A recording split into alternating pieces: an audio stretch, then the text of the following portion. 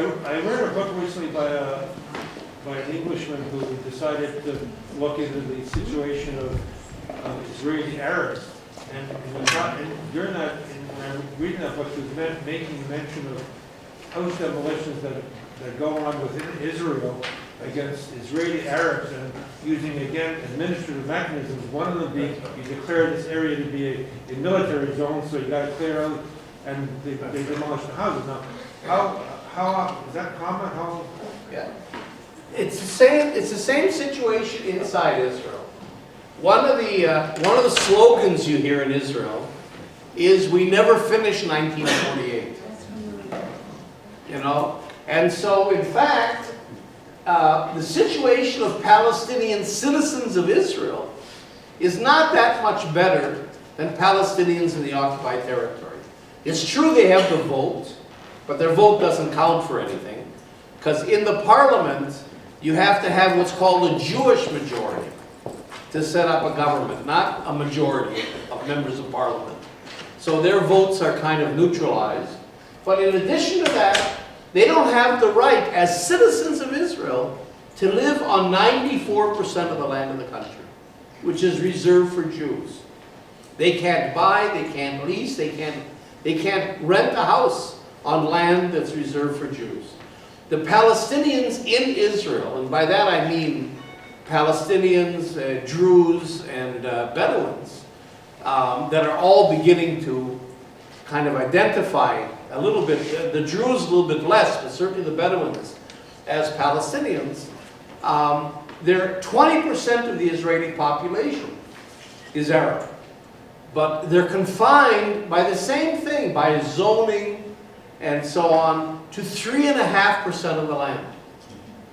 And over the years, since 1948, there's been 800 new municipalities or agricultural settlements, kibbutzim, moshavim, towns, cities, 800 built and developed for the Jewish population, and 0 for the Palestinian citizens of Israel. So they're all confined to kind of little areas where they either came from or found refuge in 1948. So really they're living in 1948 still, and their civil rights are really being threatened. And then inside Israel, last year, the government demolished 3 times more houses inside Israel of Israeli citizens, who are all Arabs, than it did in the occupied territory. So that, you know, as some of you know, this Bedouin community of El Araqib, which is right about here, that's been demolished 65 times.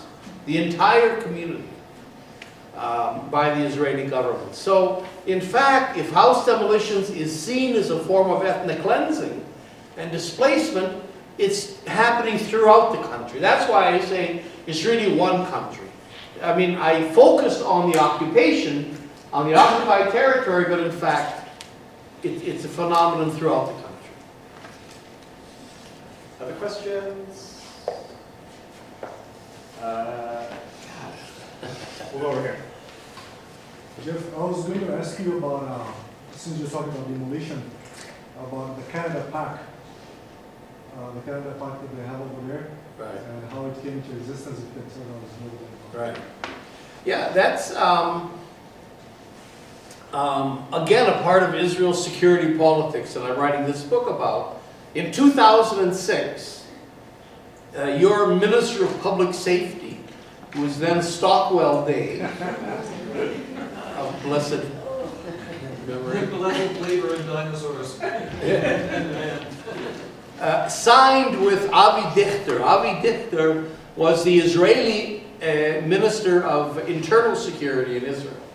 They signed what's called the Canada-Israel Public Safety. Again, public safety is internal. Public safety, because if it had been an agreement or a pact or a treaty, it would have had to go through the parliament. But they wanted to do it where there's no parliamentary oversight, where it's invisible, where nobody knows that it happened. And so it was simply a kind of an agreement. It doesn't really have a term that was signed by these two ministers. And what it does, and so it's called the Canada-Israel Public Safety thing. I mean, there really isn't a term for the last. It's usually called an agreement, but that's not the official. At any rate, what it does is it opens Canada's internal security to Israel. In other words, Canada is inviting Israel to train and partly even take over its prison services. Israel is very involved in border security, working on physical, sensors, what are called smart fences, all kinds of surveillance devices on borders, including the use of drones. Canada's buying drones from Israel. Israel is the world's leader in UAVs, in drones. That are being sold to Canada for partly for border supervision. Of course, you're also supervising the Aboriginal peoples. I mean, you're supervising, and it gets into the police forces as well that use drones, so that, it's a slippery slope. You start with these certain things, and then it gets, because training the Royal Canadian Mounted Police, training your local police forces is a part of the agreement. Weaponizing them is a part of it. Bringing security to the airport, security to seaports, security systems. Israel has a program that's called Safe Cities. That's really the occupation, almost whole cloth, brought into, let's say, Canadian cities or cities all over the world. And that is that you integrate all the channels for collecting information. Telephone calls are monitored, social media, emails. Every source of information is centralized and integrated, including then you've got closed-circuit TV cameras all over the cities. And these aren't only cameras that monitor your movements, but they're all with special, and the company that specializes in this is called NICE.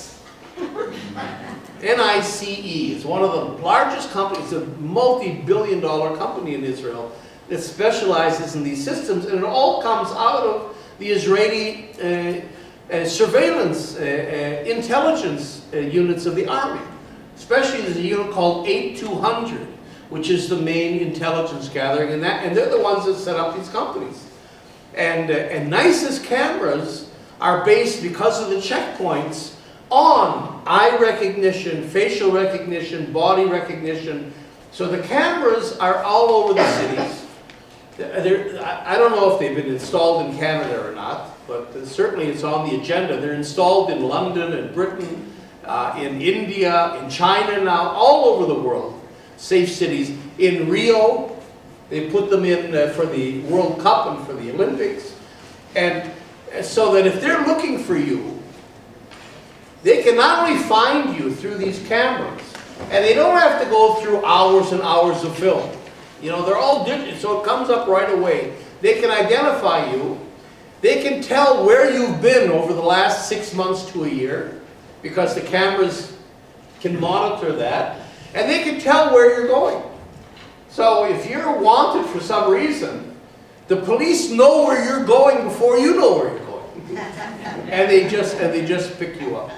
So that all these kinds of systems are coming in, but not in a discussed public kind of a way where either the people or the municipalities so much, or even the parliament are party to it. It's coming in very sneaky ways. And that's what I suggest should be a part of the BDS movement. In other words, BDS should be bringing the occupation home. If you scratch Edmonton, you ask your police force if you're being trained by Israel. What are the Israeli tactics? How does Israel want you, if you think about Ferguson, You know, the Israeli police look at you not as a citizen to be protected, they look at you as a potential terrorist. And you shoot first and ask questions later.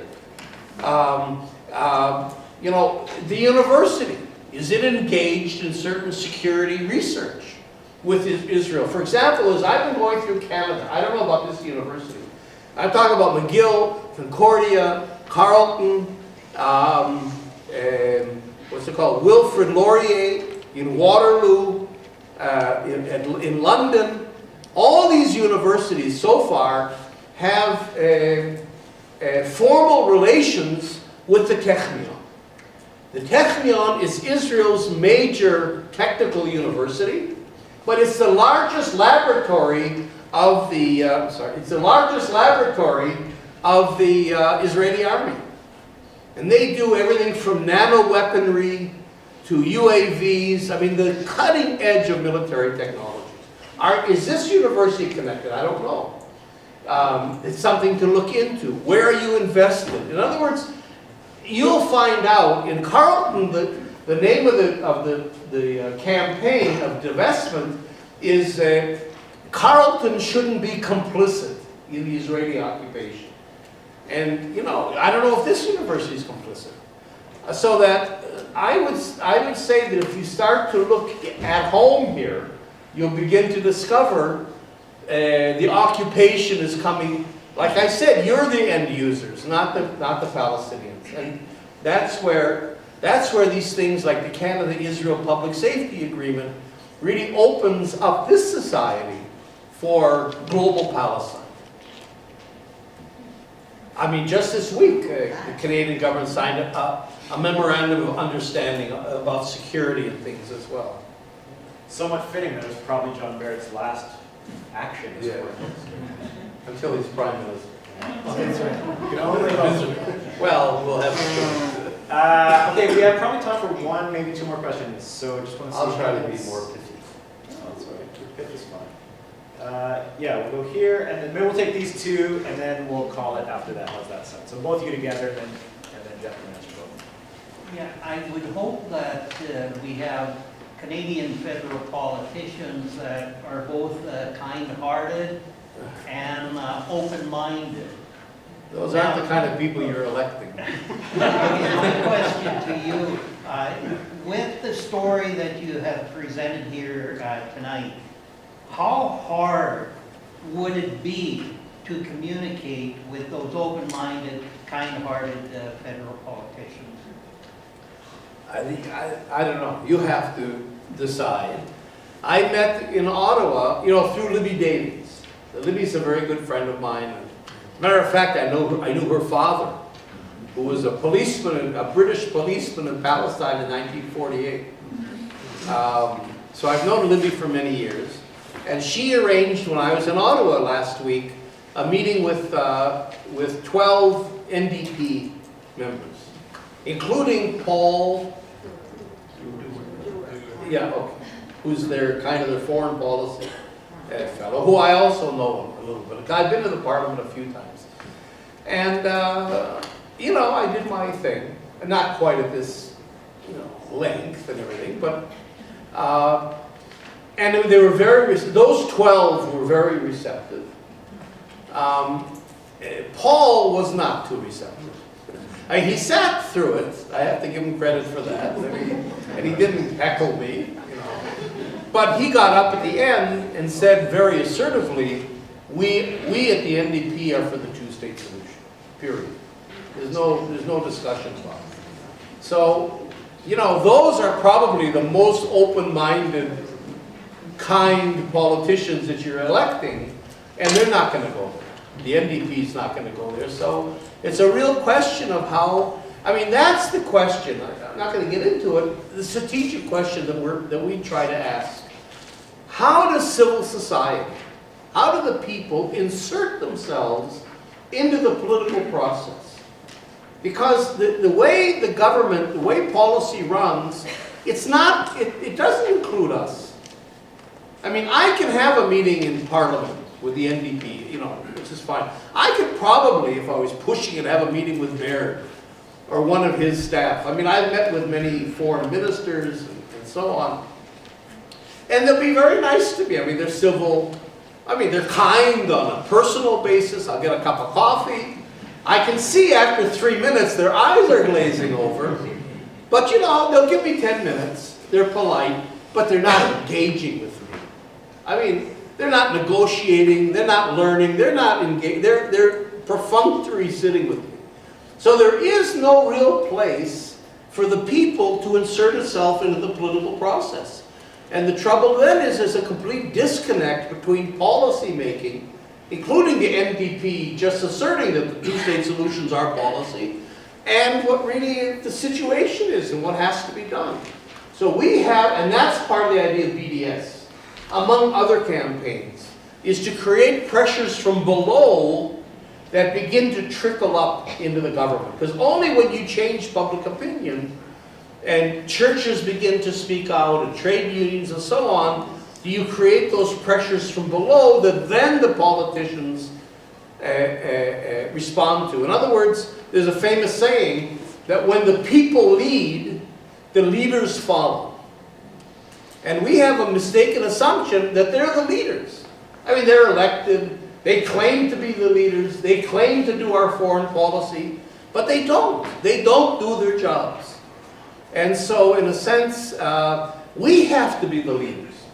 And if you want a solution that has anything to do with human rights, justice, international law, it's not going to be the politicians that are going to come up with that solution. So that we're in kind of a bad marriage where we need them because we don't have the power and the mandate to negotiate and sign treaties, but they're not going to do it, certainly in a just way, unless they're pushed by the people. So how we push politicians and make them do what they should do is really an issue of strategy for a grassroots movement like this movement for Palestine.